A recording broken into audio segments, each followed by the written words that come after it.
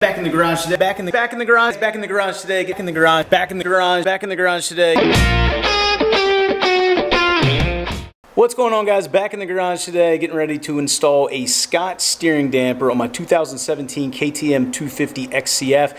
Now, whether or not you have a different model KTM dirt bike or a different year KTM dirt bike, or really any dirt bike for that matter, we're doing the top mount kit today. Your parts may be slightly different when it comes to mounting it, on top of the triple clamp, but for the most part, aside from a couple different part differences, the steps are going to be the same. So let's get to work.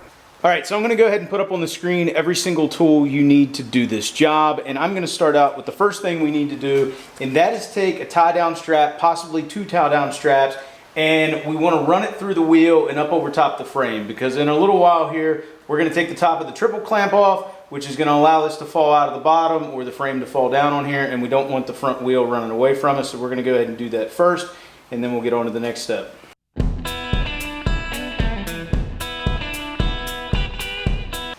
That should keep it good and secured. Now let's get up top here. All right, so next thing we want to do is take the handlebars off of the bike. Now I'm running aftermarket Pro Taper bars.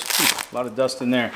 So we want to get this taken off the top. In case you guys are wondering, if you can't see it there, it says Carmichael's. We're going to go ahead and take the bolts off here and get the handlebars removed. This is a 10 millimeter. So just back all these off, get this top clamp off, and we'll be ready to move on to the next step.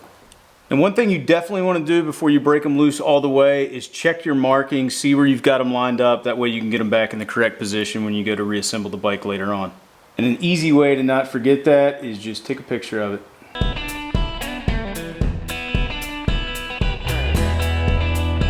All right, so with the bolts removed, you can normally just bump on it right there. You're gonna get this top clamp off.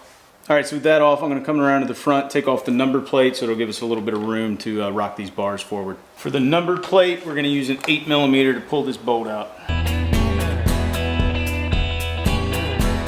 We don't have to totally take it off the bike, we just wanna get it out of the way. All right, now we should be able to get enough clearance here. You just wanna drop the bar down. And then obviously we got our throttle cables over here, just kind of push them over to the side. It should rest there okay. All right, so next step is we want to loosen the top pinch bolts on both sides. So obviously you have two here on the left and two here on the right. And when I say loosen them, we're actually just going to go ahead and pull them all the way out, make it a little bit easier.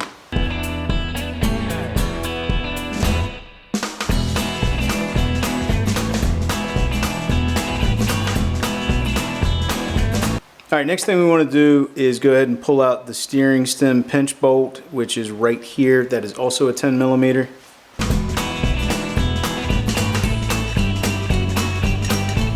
And then finally, we're going to take out the main steering bolt right here, which is a 17 millimeter, which can also be used as a poor man's steering damper, depending on how tight you tighten this down, because it's what puts the tension on the bearings. Kind of get an idea of how tight it is on there as you're loosening it up. That way you can get it back something pretty close to that when you go to put this thing back together here in a few minutes. Just so you can see what this looks like when it comes out. I moved the camera there for a second. There's your piece right there. All right, now we want to pull off the top of the triple clamp. We should just be able to work off. Or if you want to be a little bit faster, go grab a hammer and tap on it a few times.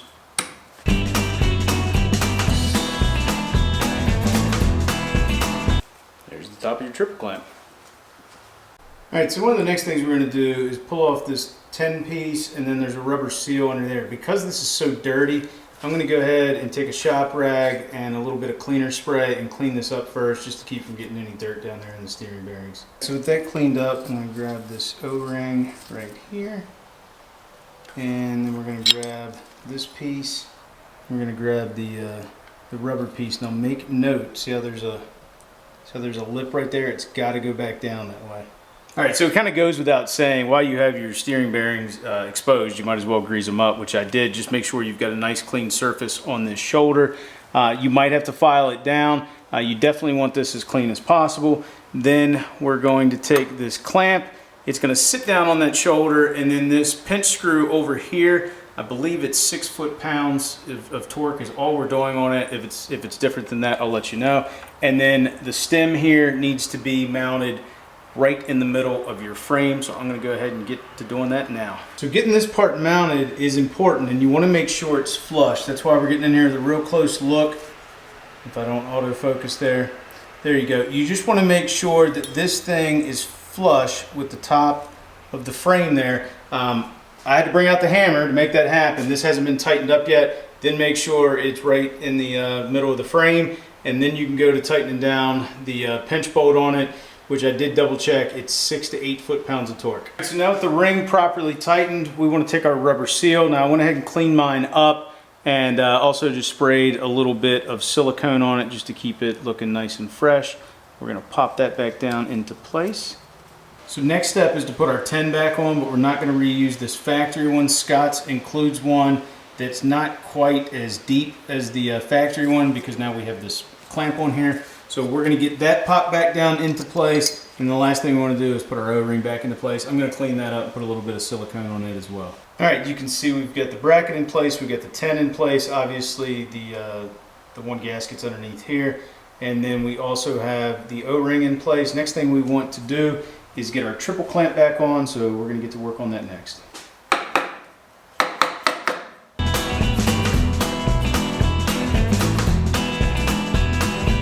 And if we look down here, you can see where they've separated out, like the bearing's exposed right now. So I'm going to have to push back down on this, tighten this up a little bit. Otherwise, I'm not going to be able to get the triple clamp back down where I had it on my markings for this fork. I've got the top part of the triple clamp back on. Now, one thing I did was kind of use this bolt to help pull it up. I didn't get these back to where I had them set, so I'm going to go ahead off camera and loosen up the lower pinch bolts, get my forks back into the position I want them in, and then we'll move on to the next couple of steps, and we're just about done. All right, so now we got this tightened up, and I just have these snugged up. We're going to go ahead and torque this pinch bolt down to 20 Newton meters.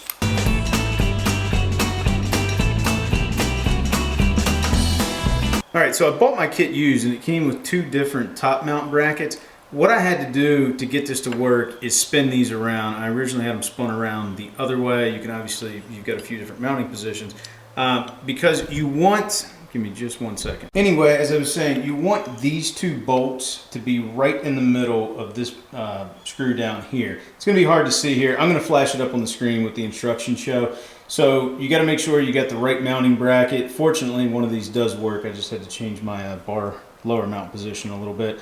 So we're going to use the bolts that came with it. We're not going to reuse the factory ones, but obviously I need to get my handlebar in place first. All right, so earlier the factory ones were, I believe, 10 millimeter, just socket. Now we're using a 6 millimeter hex. All I'm doing is just getting these snugged up a little bit, and then I'm going to get my markings on my bars lined up, and then get everything tightened down. If you've got the type of mounts I have, you always want to tighten the front ones first, and then tighten down the back. So anyway, let me get this done. So I've got my bars lined up side to side. I think I got them the way I want them front to back. We'll find out when I go test ride it. Next thing we want to do here is we're going to take this pin out, and we're going to put a nice thin coat of grease on there. That'll just make it move a little smoother and keep the metal from wearing. So we're going to do that, and then we're going to get finally the stabilizer mounted up on top here. All right, so right now I just have the stabilizer sitting on top there. Obviously I've got the pin going through.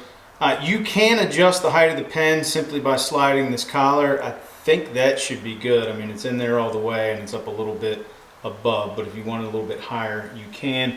I'm going to use a little bit of Loctite on these bolts or the screws. I believe they're 5 millimeter hex, and then we'll drop them down into place, one here and one here.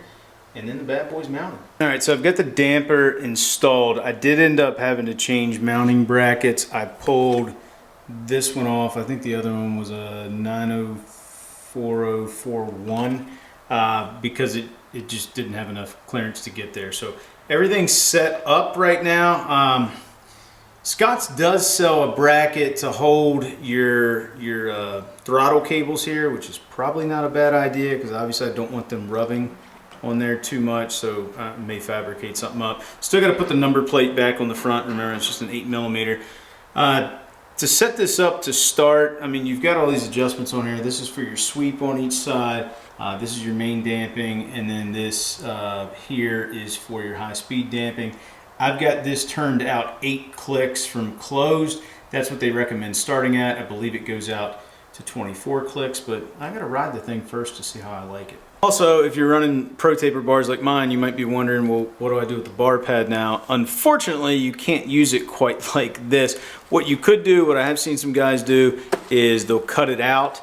That way, you know, you still have the bar pad around here, but you can still get to the knobs. Obviously, if you were to go over the handlebars, you might make contact with this. Most of the time I'm wearing a chest and back protector anyway, so it shouldn't be that big a deal. But if you want to use this, you are going to have to cut it up, or you can just leave it as is. One thing I need to do before I walk away is tighten these top pinch bolts down on the triple clamp for the fork tube.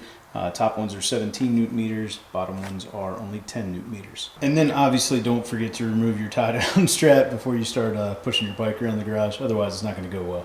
All right guys, so that is the installation process for a Scotch steering damper on a KTM dirt bike, at least how you're going to install it for top mount. There are a lot of different options out there. I think I made the right choice. But we're going to find out. I got to go test the thing out, so I'll probably do a subsequent video about how it actually works and what my settings are and those sorts of things. So anyway, I hope you guys enjoyed today's video. If you did, please give it a big thumbs up. If you're not a subscriber, consider hitting that subscribe button, because if you like motorcycles, well, this is the place to be. If you have any questions about the installation, anything else I went over in today's video, obviously let me know those down in the comment section below, and I'll do my best to answer them. And as always, I'll talk to you again soon.